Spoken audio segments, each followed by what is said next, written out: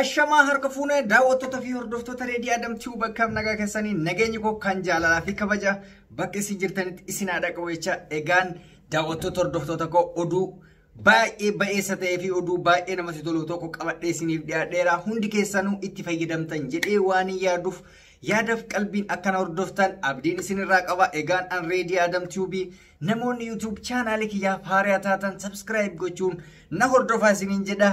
Egaan hamma xumura qophii kiyyaatti na waliin tura. Egaan akkuma mata duree irratti argitanii fi lakkoofsa mata duree irratti argitan saniin waan baay'ee nama gammachiisu wantoota duraan qilleensarraan hojjetaa turre amma gama face to face yookaan qaama wal arganii dubbatuu bira geenyee jirra. Innis maal inni namoota biyyoota garaagaraa jiranii fi akkasumas namoota Itoophiyaa jiran gara Dubaay qofa deemuu kan barbaadaniif biiroon banamee jira.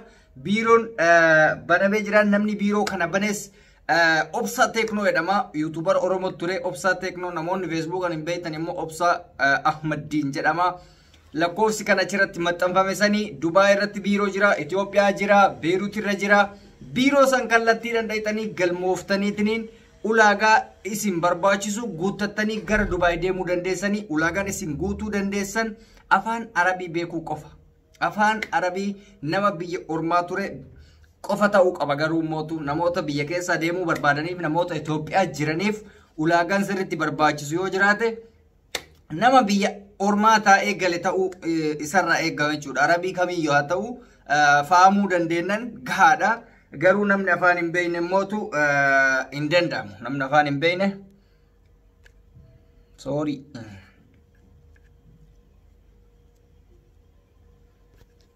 Okay. Namoonni afaan hin beekne hin danda'amu ammaaf hin banamne jechuudha. Garuu shamarran qofallee dhiirafillee miti shamarran qofaa fi lakkoofsa kanarratti bilbilte taanaan kallattiidhaan shakkii tokko malee seera qabeessummaa waan ta'eef gara seera qabeessummaatiin imaluu dandeessu. Keessattuu warroonni Dubaay keessatti ammas rakkoo keessa jirtan rakkoon isin keessa jirtan rakkoo biraa osoo hin taane rakkoo damooza xiqqishuudhaaf damoozni keessan baay'ee gadi bu'aa akka ta'etu dubbatama.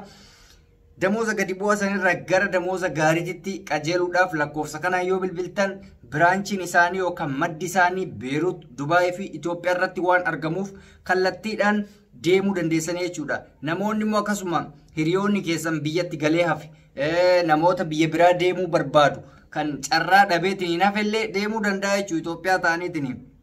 Lakkoofsichuma kanarratti WhatsAppidhaan kallattiidhaan dubbisuu qofa bilbila addaa isin barbaachisu WhatsAppidhaan yoo bilbiltan ni qunnamtanii jechuudha. Amma namni hunda caalaa sirriitti waan kana barbaadu namoota biyya biraatirraa gara Itoophiyaa galanii jiranii fi namoota Beirut keessa jiranitti sirriitti fayyadamuu danda'a waan kana jechuudha. Namoonni biyya biraatillee kan boqonnaan keessan dhumeetiniin gara Itoophiyaa deemaa jirtan hedduutu jira. Itoophiyaarraa deemuu dandeessanii By the way, Itoophiyaa nama korraanii sanii miti sababa COVID-19tiin xiyyaaronni ugguramaa ture hundi isaatu akka hojii idilee isaaniitti deebi'an ganama kana dubbatamee ture.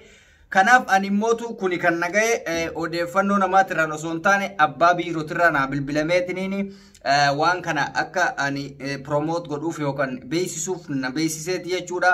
Kanaaf hojiin isaa hojii qulqulluu fi hojii seera qabeessummaa ta'e akka ta'e beekamaadha. Namni Obsaan beekne jirtanii hundi keessanuu hin beektanii Obsaa Teknoodha. YouTubera guddaadha. Nama YouTubera 100 fi yoomama qabu. Akkasumas Facebook irratti illee nama famousidha beekamaadha. Obsaa Shamsaddiin jedha Facebookin isaa. So hundi keessanuu qunnamuu dandeessanii biyya ormaa taa'eetiin inni kana isin hojjechuu danda'u jechuudha. Kana waan ta'eef hundi keessanuu carraa kanatti hiriyoota keessanis mataa keessanis fayyadamaatiin namoonni kaayyoo tokko tokko qabdan dalagattanii of jijjiiruu amma beektanii baay'ee biyya ormaa kana deemuu namni tokko tokko akka biraatti ilaalaa akka biraatti miti biyya ormaa deemuun akka of jijjiirtuuf qofa deemta anjabaa adda addaa afaan adda addaa baratuuf miti. Of jijjiirta maatii kee jirta biyya keessa ta'e gaafa dalagatte birriin biyya waan akka gibiraa waan akka maalii kan osoo kafaltu yeroo dheeraa namatti fudhata garuu biyya akka Dubaay gurguddaa kanatti immoo yeroo gabaabaa keessatti jireenya kee gootatiniin ofirraa nama kaayyoo qabu qofaaf ilaalsanuu nama kaayyoo qabu yoo taate jireenya kee yeroo gabaabaa keessatti jijjiiruu dandeessaa jechuudha. Namni kaayyoo hin qabne inkaan biyya Arabaatii miti biyya fedhe yoo jiraate hin jijjiiramu jechuudha. Maaliif? Kana gaafata jijjiiramuun kana gaafata malee kana hin gaafatu mallaqa hin gaafatu sammuu gaafata namni jijjiirama barbaadu qarshii takkaanis yoo hojjete akka barbaadetti fooyyeffachuu danda'a. Ijoolleen Suudaan jirtan immootu Itoophiyaa guyyaa lamatti galtan waan ta'eef Itoophiyaa gala Itoophiyaa irraa deema. Achirrallee garuu inuma danda'ama. Nama achi hojjetu immoo ani wal dhufeenya hin qabu garuu inuma jira.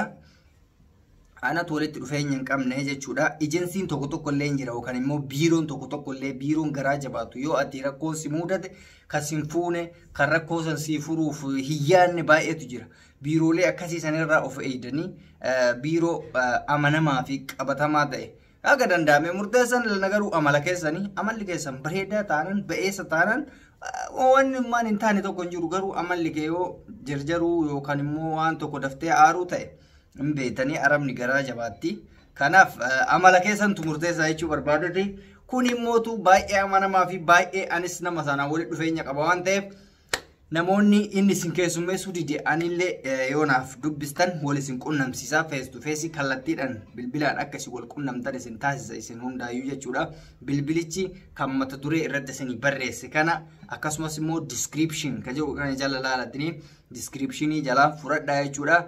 Kallattiidhaan torbee lama keessatti jettee Dubai, Emiraat, Abu Dhabi, Mali kana keessatti deemtee dalagattaa jechuudha. Biyyi sun immoo baay'ee bareedaadha. Anu of duratti biyya san dhaquuf hawwiin qaba. Nan dhaqa dhugaa biyya san baay'ee namatti tolti beekta. Garuu mootu ani turistii deemuu barbaada biyya san yaani bashannanaaf jechuun baay'ee biyya namatti toltuudha biyya miidhagduudha beektanii. Firiidamii qabdillee mootu akka Suudii naamna san shortaan ariitee sin qabdu waraqaan jiraannan firiidamii guddatu jira biyya sabaa fi sablammiin biyya hundaa keessa jirudha.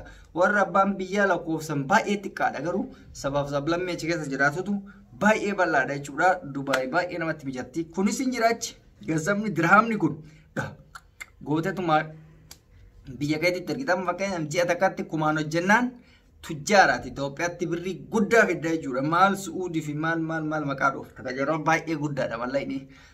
Innaa kana waan ta'eef hundi keessanuu itti fayyadamaan isiniin jedha.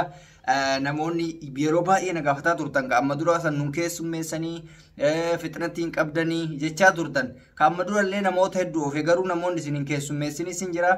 Kun immoo kallattiidhaan isin keessummeessaa hojii biraatu hin jiru. Biiroon sun hojii kana qofa waan hojjetuuf kun biiroodha. Kan dura akkuma dhaabbata walii gurmiititti kun immoo biiroodha.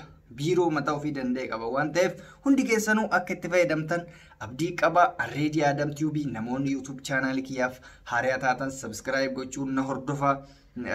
Rakkoo addaatii fi odeeffannoo addaa qabatamaa qabaattan gama WhatsAppiti sagalee keessan qofa kaayadha. Ani sagalee keessan deebisuuf nan yaala. Kana waan ta'eef baay'ee tokko isin jaaladha. Baay'ee tokkoon isin kabaja. Karaa gaarii warri hojii hojjettan immoo hojiin keessan hojii gaarii isiniif haa ta'u. Ani isin eebbiseera Waaqayyo isin haa eebbisu. Irreessa irratti wal argina waan ta'eef turtii gaarii naa qabaadha. Isin jaaladha. Ciao.